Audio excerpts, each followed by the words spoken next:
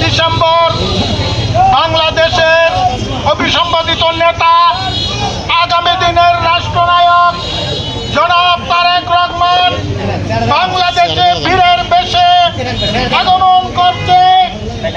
সমস্ত জল্পনা কল্পনা অবসান ঘটিয়ে উনি দেশে আছেন। আমাদের বিগত 16-17 বৎসর যে নেতার লাগে আমরা জেল জুলুম, অত্যাচার, নির্যাতন, নিপীড়ন সহ্য করে আন্দোলন সংগ্রাম করেছি, সেই নেতার আগমন অর্থাৎ সেই মহেন্দ্র হন আগামী 25শে ডিসেম্বরে বাংলাদেশের মাটিতে উনি পদার্পণ করবেন।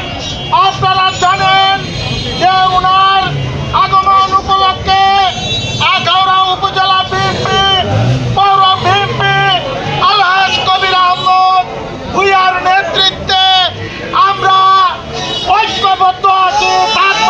দেশে আগমন যখন দেশে আসবে এই আমরা আশা হলো ইনশাল্লাহ দেখবো। এবং এই বাংলাদেশের মানুষ তারেক জিয়ার যে ধরনের দিক নির্দেশনা দিব, সেই দিক নির্দেশনা এই দেশের একটি সুন্দর একটা নির্বাচন হবে।